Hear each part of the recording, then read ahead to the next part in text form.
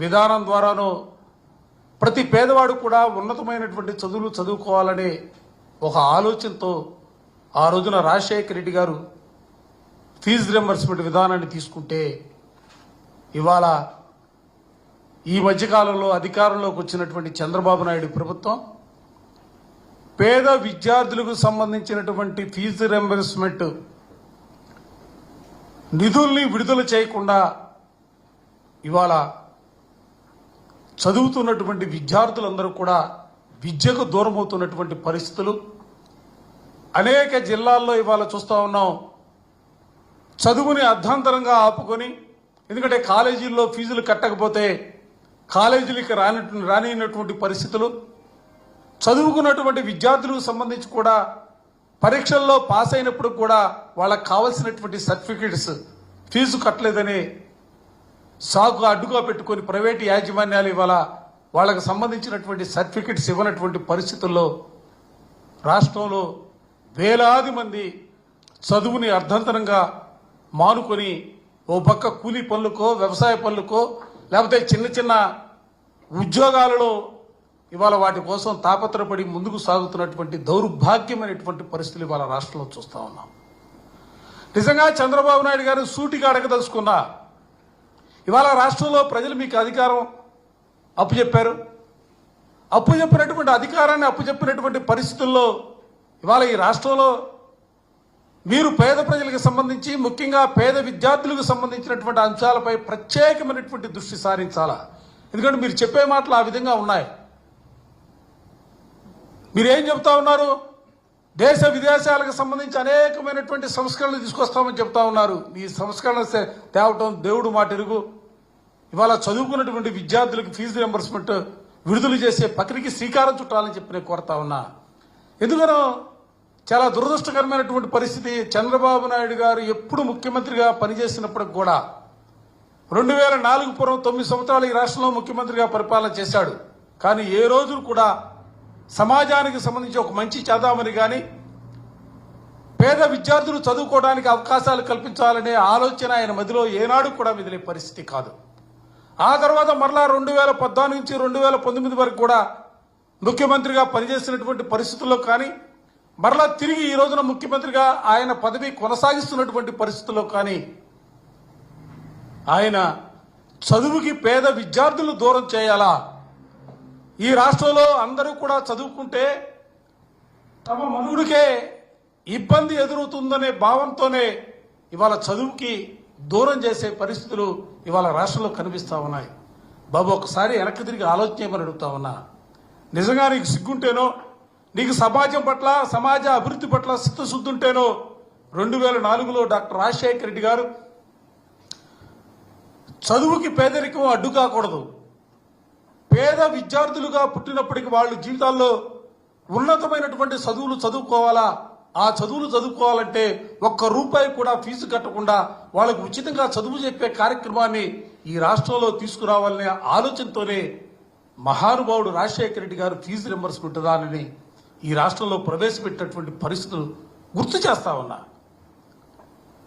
ఆయన ప్రవేశపెట్టినటువంటి fee reimbursement విధానం ద్వారానే ఈ రాష్ట్రంలో ఉన్నటువంటి అణగారిన కులాల్లో పుట్టినటువంటి విద్యార్థులు సైతం కూడా ఉన్నతమైనటువంటి చదువులు చదువుకొని దేశ విదేశాల్లో ఉన్నతమైనటువంటి ఉద్యోగాల్లో స్థిరపడినటువంటి పరిస్థితులు ఇవాళ ఈ రాష్ట్రంలో చూస్తున్న. దేశంలో ఎక్కడా చూడాలా ఫీజు రియంబర్స్మెంట్ విధానం.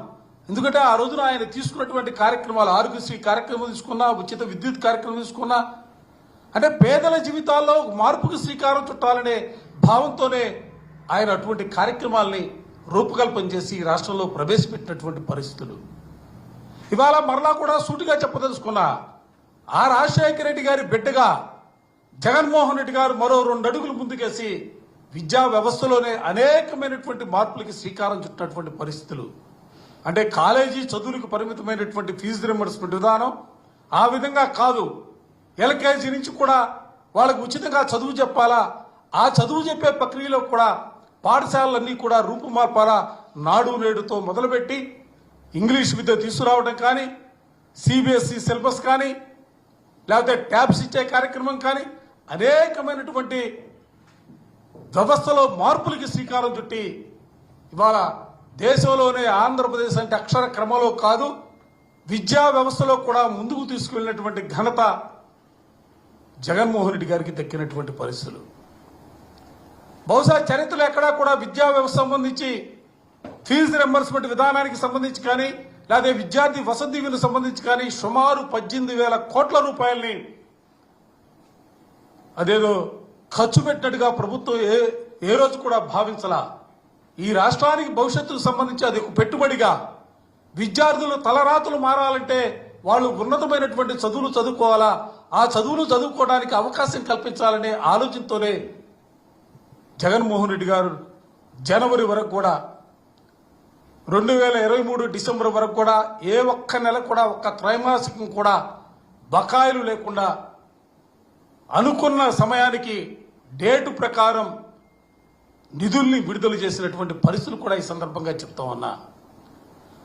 2024 జనవరి నుంచి, ఎందుకంటే ఆ రోజున ప్రభుత్వం విడుదల చేయాలనే భావంతో ముందుకు వచ్చినప్పుడు కూడా రాష్ట్రంలో ఉన్నటువంటి పరిస్థితులు ఎన్నికల నిబంధనల మేరకు 2024 జనవరి నుంచి ఈ ఫీజు విడుదలకు సంబంధించి కొంత ఇబ్బందికరమైనటువంటి పరిస్థితులు వచ్చాయి. ఇప్పుడు 3 త్రైమాసికాలు అయిపోయి 4వ త్రైమాసికంలో అడుగు పెడతా ఉన్నాం. ఇటువంటి పరిస్థితుల్లో విద్యార్థి ఫీజు రింబర్స్మెంట్ సంబంధించి 2,800 కోట్లు, వసతి దీవెనకు సంబంధించి 1,100 కోట్లు, 3,900 కోట్ల రూపాయలు ఈరోజు ఈ ప్రభుత్వం విద్యార్థులకి ఈ 2 కార్యక్రమాల ద్వారా చెల్లించవలసినటువంటి పరిస్థితులు. ఎందుకు తాత్సారం చేస్తున్నారని అడుగుతా ఉన్నా. ఇవాళ మీరు ఇచ్చే బిల్లులని కూడా కాంట్రాక్టులకి 1,000 కోట్ల రూపాయలు దోచిపెడతా ఉన్నారే. కాంట్రాక్టర్ల మీద ఉన్నటువంటి శ్రద్ధ ఈ రాష్ట్రంలో చదువుకున్నటువంటి విద్యార్థుల పైన లేదా అని అడుగుతా ఉన్నా.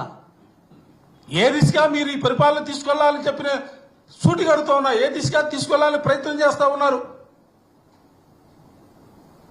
ఎవరి ప్రలోభాల్ని మీరు కాపాడటం కోసం ఆలోచన చేస్తా ఉన్నారు? దయచేసి పద్ధతి మార్చుకోమని చెప్పి ప్రభుత్వానికి సూటిగా చెప్పదలుచుకున్నాం వైఎస్ఆర్ కాంగ్రెస్ పార్టీగా. అందుకే విద్యార్థులకు చెల్లించాల్సినటువంటి ఈ బకాయిలకి సంబంధించి ఫిబ్రవరి 5వ తారీఖున విద్యార్థులతోనూ విద్యార్థుల తల్లిదండ్రులతోనూ కలిసి జిల్లా కేంద్రాలలో జిల్లా కలెక్టర్లను కలిసి ప్రభుత్వం అనుసరిస్తున్నటువంటి విధానాల్ని మార్చుకోవాలని, తప్పనిసరిగా ఈ బకాయిలను వెంటనే చెల్లించాలని కోరుతూ వైఎస్ఆర్ కాంగ్రెస్ పార్టీ అన్ని జిల్లా కేంద్రాల్లో కలెక్టర్లను కలిసి పత్రాలు ఇవ్వాలని చెప్పి గౌరవ పార్టీ అధ్యక్షులు జగన్మోహన్ రెడ్డి గారి ఆదేశం మేరకు ఈ కార్యక్రమాన్ని తీసుకోవడం జరిగింది. మీకు ఇప్పటికే చూశారు, ఇవాళ రాష్ట్రంలో రైతులకు సంబంధించి ధాన్యానికి గిట్టుబాటు ధర కల్పించడం కోసం రోడ్డుపైకి వచ్చి రైతులతో పాటు వైఎస్ఆర్ కాంగ్రెస్ పార్టీ పోరాటం చేయడం జరిగింది. దాంతోపాటుగా పెంచినటువంటి విద్యుత్ ఛార్జీలను తగ్గించాలని వినియోగదారులతో కలిసి YSR Congress party current Ford కార్యక్రమాన్ని నిర్వహించాం. రేపు 5వ తారీఖున ఫీజు పోరు కార్యక్రమాన్ని ఈ రాష్ట్రంలో అన్ని జిల్లా కేంద్రాల్లో కూడా వైఎస్ఆర్ కాంగ్రెస్ పార్టీ ఆధ్వర్యంలో చేపట్టబోతా ఉన్నాం. చేపట్టే ముందు కూడా నేను చాలా స్పష్టంగా సూటిగా చెప్పదలుచుకున్నా. మరోసారి చెప్తా ఉన్నా. పేద ప్రజల జీవితాలకు సంబంధించి, పేద విద్యార్థుల జీవితాలతో మీరు సెలగాటమాడుతా ఉన్నారు. మీరు సింహం పైన స్వారీ చేయాలని ప్రయత్నం చేస్తా ఉన్నారు. ఇదే విధమైనటువంటి పోకలతో మీరు ముందుకు సాగితే వైఎస్ఆర్ కాంగ్రెస్ పార్టీ ప్రజాస్వామ్యంగా పెద్ద ఎత్తున దీనిపైన కూడా ఉద్యమించడానికి సిద్ధంగా ఉంది. ఎందుకంటే మీరు ఇప్పటి వరకు కూడా మొదలెప్పుడో ప్రభుత్వం 700 కోట్ల పైచీలకు మేము ఇస్తున్నామని చెప్పి ప్రకటన చేశారు. కానీ వాటి వరకు కూడా ₹1 కూడా ఏ ఒక్కరికి కూడా చెందినటువంటి పరిస్థితి లేదు. మేము అడిగేది ఏదైతే బకాయిలుగా ఉందో 3,900 కోట్ల రూపాయల్ని వెంటనే విడుదల చేయాలని చెప్పి మరోసారి ప్రభుత్వానికి సూటిగా చెప్తా ఉన్నాం.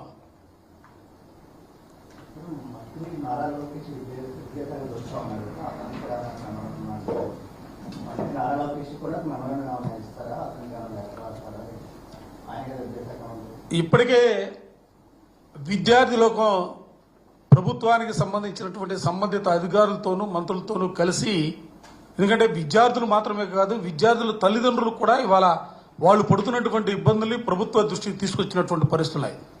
లోకేష్ గారు ఇచ్చారు, చంద్రబాబు గారికి ఇచ్చారు, సంబంధిత అధికారులు కూడా కలిసి విజ్ఞాపన పత్రాలు ఇచ్చినటువంటి పరిస్థితులు.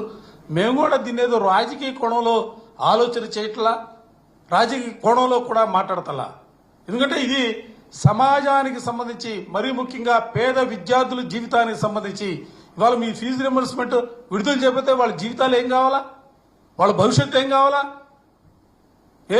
ప్రభుత్వం మారినప్పుడల్లా కూడా మీ ఇష్టం వచ్చినటువంటి మీరు మీ విధమైనటువంటి పోకడలతో ముందుకు సాగుతారా? మీరు 2014 నుంచి 19 వరకు మీరు పరిపాలన చేసిన కాలంలో చివరికి వీళ్ళ బకాయిల్ని కోట్ల రూపాయల బకాయిలు పెడితే అధికారంలోకి వచ్చినటువంటి మా ప్రభుత్వం జగన్మోహన్ రెడ్డి గారి నేతృత్వంలో బకాయిలు చెల్లించలేదా? ఏమనుకుంటా ఉన్నారు? మేము ఏం చెబితే అది నడుస్తూనే భావంతో ముందుకు సాగితే ఇదేమో నియంత్ర రాజ్యం కాదు, ఇది ప్రజాస్వామ్యం. ప్రజాస్వామ్యంలో ప్రజల సమస్యలు పరిష్కరించడానికి ప్రయత్నం చేయాలా, సమాజానికి సంబంధించినటువంటి మరీ ముఖ్యంగా విద్యార్థి లోకానికి సంబంధించినటువంటి అంశాలని పరిష్కరించడానికి ప్రయత్నం చేయాలా. ఆ విధమైనటువంటి ఆలోచన చేయకుండా ముందుకు సాగితే ప్రపంచంలో ఎంతమంది నియంత్రణలు చూసాం, ఎంతమంది ప్రజా వ్యతిరేక విధానాల్ని చేపట్టి ముందుకు సాగినటువంటి వ్యక్తులు చూసాం. ఎవరైనా కూడా విద్య, ముఖ్యంగా నేను నమ్ముతా విద్యార్థి లోకంతో పెట్టుకున్నటువంటి ఏ ఒక్కరైనా కూడా చరిత్రలో కనుమరుగవడం అనేది ఖాయంగా అనేక సాక్ష్యాలుగా చరిత్ర చెబుతున్నటువంటి పరిస్థితులు కూడా ఈ సందర్భంగా చెప్తా ఉన్నాం.